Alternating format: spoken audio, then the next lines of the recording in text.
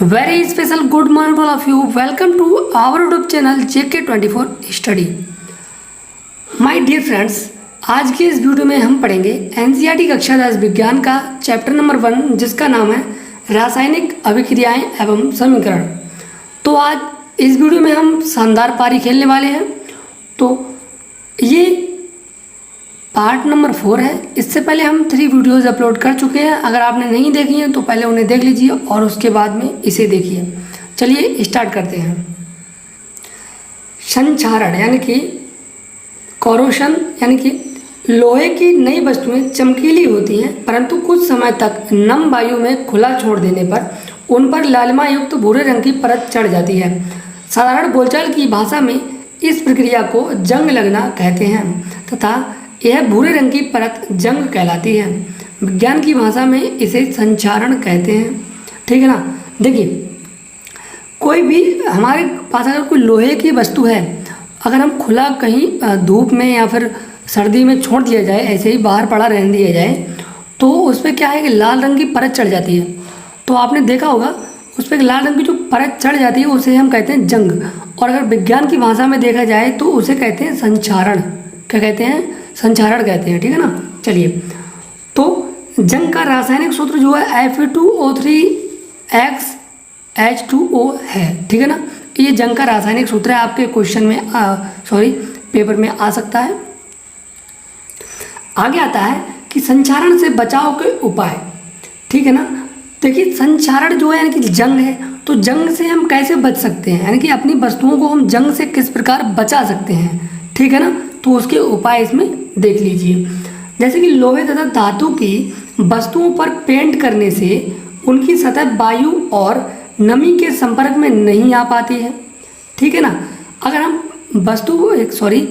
या फिर किसी भी लोहे की वस्तु पर पेंट कर देते हैं, जैसे कि आपने देखा होगा लोग दरवाज़ों पर पेंट करवा लेते हैं। क्योंकि अगर वो पेंट करवा लेंगे तो उसके बाद में उसमें जंग नहीं लगेगा। ठीक है ना।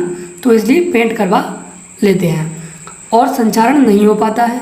ठीक है। पेंट कर लेंगे तो संक्षारण नहीं हो पाता है। पेंट के स्थान पर ग्रीस का भी उपयोग किया जा सकता है परंतु इसका प्रभाव थोड़े समय के लिए ही रहता है। ठीक है ना। ग्रीस यहाँ पर जो पहिए के अंदर भरा जाता है वो ग्रीस होता है। ठीक है ना। समझ गए होंगे। आगे आता है, लंबे समय तक संक्षारण से बचाव करने के लिए टिन की परत चढ़ाकर या गैल्वेनीकरण किया जाता है। ठीक है। तो टिन की जो टीन होती है पतली वाली, उसके ऊपर से एक परत चढ़ा दी जाती है। ठीक है। तो संक्षारण से बचा जा सकता है। तो ये कुछ कारण जो उपाय थे मैंने आपको बता दिए हैं। अब हम जानेंगे विकृत गंधता क्या होती है। कहने का मतलब रैंसिडिटी।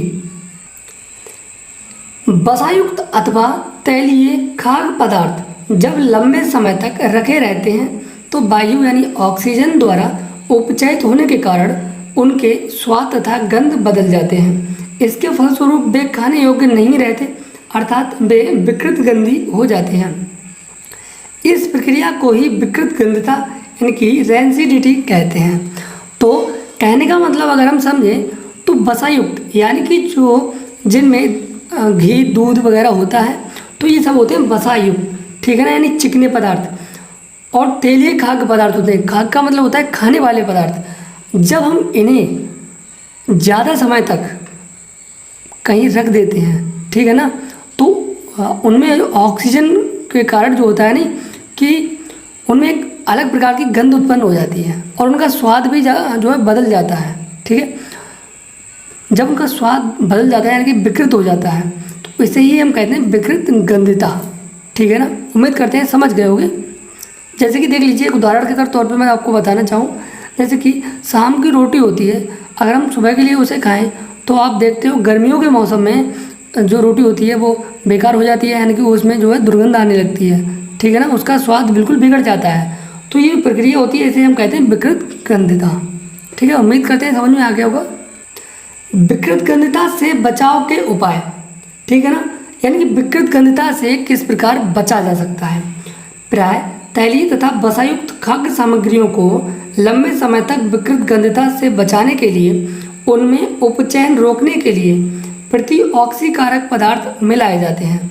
अब देखिए, प्रतिऑक्सीकारक पदार्थ क्या होते हैं? ये वे पदार्थ होते हैं जो उसमें विकृत घनता को रोक देते हैं, ठीक है ना।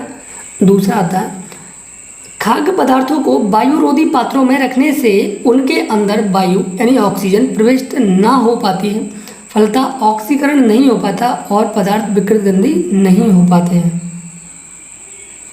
कहने का मतलब जो खाद्य पदार्थ है उन्हें वायुरोधी पात्रों में, जिसमें कि वायु ना आ सके, ऑक्सीजन उनमें ना आ सके, ऐसे अगर बर्तनों में यानी पात्रों में रखा जाएगा, ठीक है ना।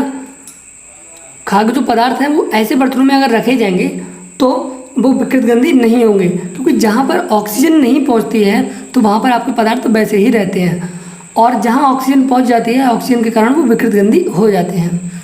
रेफ्रिजरेटर यानी कि फ्रिज में रखने से भी किसी सीमा तक विकृत गंधता से बचाव हो जाता है, ठीक है ना। यानी कि फ्रिज में जब हम रख देते हैं, शाम की सब्जी जो है सुबह खा लेते हैं तो वो बिल्कुल सही रहती है, ठीक है ना। तो कुछ हद तक इससे बचा जा सकता है। आप कहो कि 2-3 महीने रख लें, तो ऐसा नहीं होता है, ठीक है, इसमें भी खराब हो सकता है। आगे देखिए कि चिप्स निर्माता कंपनी जो है चिप्स की थैली में से ऑक्सीजन हटाकर उसमें नाइट्रोजन गैस, कम सक्रिय गैस भर देते हैं, इससे चिप्स का उपचयन नहीं हो पाता है। देखिए यहाँ पर नाइट्रोजन गैस जो है प्रतिऑक्सीकारक पदार्थ इसे कह सकते हैं, ठीक है ना। तो जो आपने देखी हुई चिप्स की जो 5 रुपए की थैली आती है, आप कहोगे कि ये चिप्स क्यों नहीं खराब होते हैं, तो यही कारण है कि उस थैली में कम सक्रिय नाइट्रोजन गैस भरी होती है, ठीक है, और उसमें ऑक्सीजन जाने का तो कोई मतलब ही नहीं बनता है, तो इसलिए वो जो है चिप्स जो है वो सही रहते हैं, ठीक है। तो उम्मीद करते हैं आज का वीडियो आपको पसंद आया होगा। अगले वीडियो में हम आपको पूरा जो आपका इसका अभ्यास है वो सॉल्व करवाने वाले हैं, ठीक है। Thank you very much.